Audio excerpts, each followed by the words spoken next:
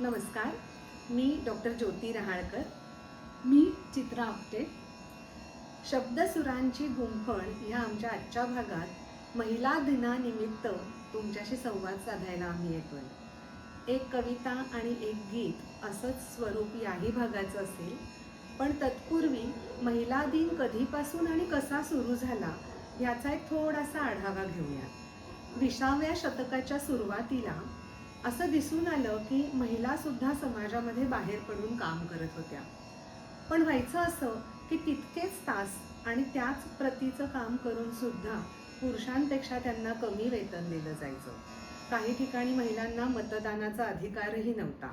आणि या सगळ्यासाठी म्हणून महिलांनी आंदोलनं आणि मोर्चे चालू केले. आणि 1917 साली 8 मार्च ह्या दिवशी 8 मार्च हा महिला दिन म्हणून साजरा करायची पद्धत सुरू झाली. आता तसं पाहायला गेलं तर संसार आहे किंवा आपलं रोजचं जगणं आहे यामधलं महिलांचं अविभाज्य घटकत्व जे आहे ते खरं तर कुठेही आक्षेप घेण्यासारखं नाही आहे, नाही का? पण तरीसुद्धा मग महिला दिन हा विशेष म्हणून का बरं साजरा करतात किंवा करायला पाहिजे? तर आत्तापर्यंत स्त्रीला जी दुय्यम भूमिका दिली गेली त्याच्याकरता म्हणून कुठेतरी समाजामध्ये स्त्री ही समभावानी पुरुषाबरोबर खांद्याला खांदा देऊन वावरते, तितकंच ती मिळवते, तितकंच ती मुलांचं संगोपन करते आणि तिचं जे अष्टावधानित्व आहे हे खूपच श्रेष्ठ समजलं जातं. तर त्याचं चिंतन म्हणून आणि कुठेही स्त्री आणि पुरुषामधले भेदभाव व्हायला नको म्हणून हा 8 मार्च हा महिला दिन आपण म्हणून साजरा करत असतो. तर आता तसं पाहायला गेलं तर प्रकृती आणि पुरुष हे सृष्टीचे अविभाज्य घटक आहेत. पण तरीसुद्धा जरी स्त्री आता कितीही पुढे गेली आहे तरी पण अजून कुठेतरी मुलगी जन्माला आली की थोडीशी एक कपाळावर आठी येते किंवा निराशेचा सूरसुद्धा येऊ शकतो. तर असं का बरं होत असेल? अगदी आपण म्हणताना तर म्हणतो की मुलासारखंच आम्ही मुलीला वाढवतो, पण मग हे सांगायची गरज का पडते? जर मुलासारखंच मुलीला आपण वाढवत असू तर मुलासारखं काय असतं आणि मुलीला त्याच्यासारखं वाढवणं म्हणजे वेगळं ते काय असतं? तर मुलगा असो किंवा मुलगी असो त्याच्यामध्ये समभावच पालकांनी ठेवायला हवा. आणि उलटं जर का सगळ्यांना मुलं झाली आणि मुलगी कोणालाच नाही झाली तर आपल्या मुलांना बायको कुठून मिळणार, आपलं कुळ पुढे कसं चालणार ह्याची चिंता नसेल का वाटत? आणि मुली तितक्याच गोड असतात, लाघवी असतात आणि सृष्टीतलं सृजनत्व किंवा निर्मिती ही त्यांच्यामुळेच पुढे जात असते. त्याच्यात त्यांचा महत्त्वाचा आणि फार मोठा वाटा असतो. तर असं वाटतं की स्त्री आणि पुरुष ह्यातला भेद मिटून जावा आणि पुढे मागे जाऊन महिला दिन अशी कन्सेप्टसुद्धा उरू नये. तर यासाठी आपण काय प्रयत्न करू शकतो? तर सध्या समाजाचं जे चित्र आहे की आपण स्वतंत्र आहोत, मुक्त आहोत, मिळवते आहोत आणि एकदम परिपूर्ण पण आहोतच.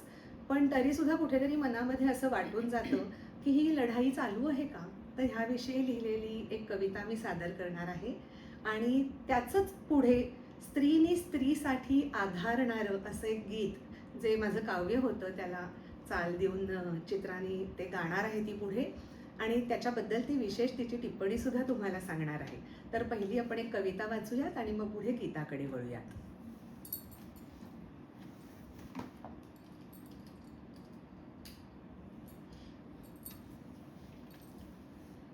मला वाटतं सगळंच जमतं मला. मला वाटतं सगळंच जमतं मला. सगळं सांभाळते मी एकटी. मला जे जे हवं ते ते करू शकते केव्हाही. मला जे जे हवं ते ते करू शकते केव्हाही. माझं कर्तृत्व सिद्ध करण्यासाठी मदत नाही लागत कोणाची. माझं कर्तृत्व सिद्ध करण्यासाठी मदत नाही लागत कोणाची. दुःखाचे किती कडू कड रिचवून टाकते माझी मी. स्वयंसिद्ध आहे मी. स्वयंसिद्ध आहे मी, आहे मुक्त विचारांची. स्वयंसिद्ध आहे मी, आहे मुक्त विचारांची. मुलामुलीत फरक न करणाऱ्या मोकळ्या वातावरणात वाढलेली. पहिल्यापासूनच जिद्दी, ठरवलं की करून दाखवणारी. पहिल्यापासूनच जिद्दी, ठरवलं की करून दाखवणारी.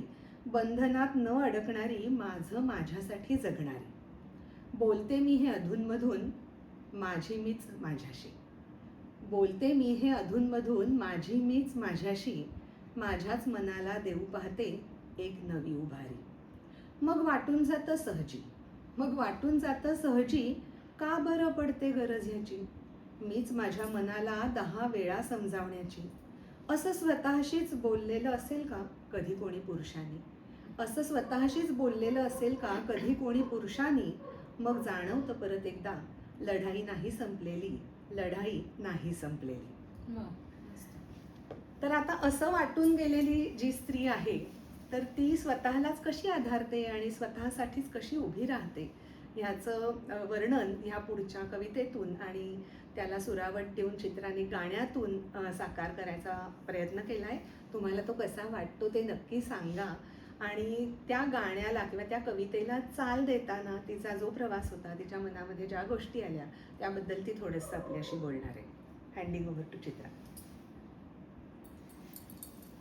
ज्योतीची ही मी कविता वाचली आणि नेहमीप्रमाणेच अगदी अर्थपूर्ण आणि सुंदर कविता आहे. तर माझ्या मनात आलं म्हणायला तर चाल द्यावी, तर आता स्त्री सतत अशी पोर्ट्रे झाली, अशी गोड गोड छान छान, पण ती कणखर आहे. त्यासाठी मी तशा सुरांचा राग निवडला, म्हणजे भिन्न षड्ज रागात मी ही कविता बांधली की सगळंच गोड गोड नाही तर तिचा कणा ताठ आहे आणि म्हणजे तिच्या आयुष्यात ती त्यामुळे यशस्वी होतीये. ती नुसती अशी घरी बसलेली नाही आहे. हे आता हल्लीचे तर दिवस आहेच आहेत, मी सांगितल्याप्रमाणे. त्याप्रमाणे मी ही चाल देण्याचा प्रयत्न केला आहे. बघू तुमच्यापर्यंत अर्थ तिने जो छान मांडलाय तो तुमच्यापर्यंत नीट पोचतोय का ते गाऊन दाखवते.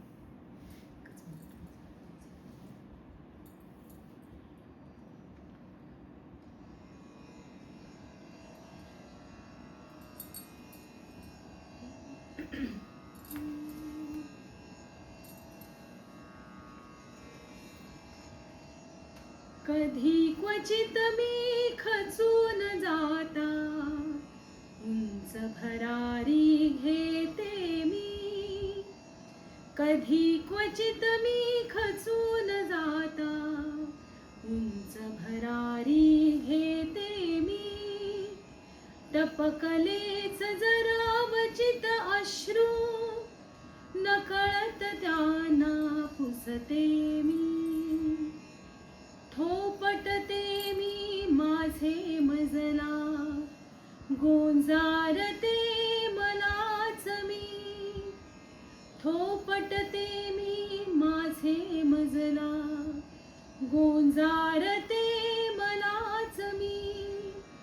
उर्मी माझ्या अंतरातल्या, नजाकतीने जपते मी.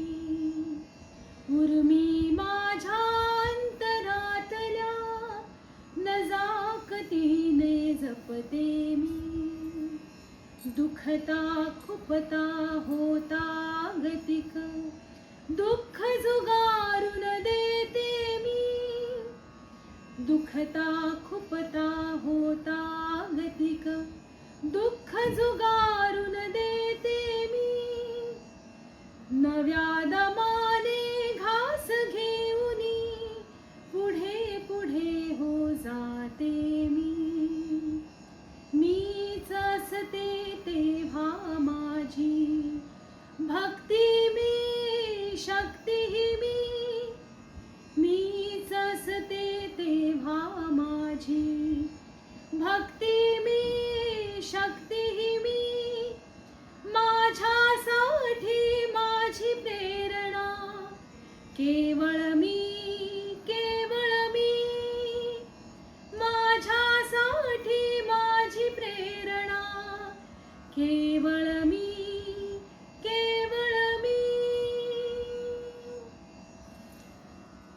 खूपच सुंदर. आणि मला असं वाटतं की तुम्हाला नक्कीच ही चाल भावली असेल. आणि ह्या कवितेच्या नंतर नक्की असं सांगावंसं वाटतं की पुष्कळ वेळा असे अनुभव येतात, स्त्रीला कमी लेखलं जातं, मुलांना प्राधान्य देऊन मुलींना खाली खेचलं जातं. अगदी घराघरातून सुद्धा भेदभाव हा आपल्याला बघायला मिळतो. पण महिला दिनाच्या निमित्ताने मला आज हा संदेश द्यावासा वाटतो की मनात ठरवलं तर स्त्री ही परिपूर्ण आहे, स्वयंसिद्ध आहे. खरं तर तिला आधाराची गरज नाही आहे.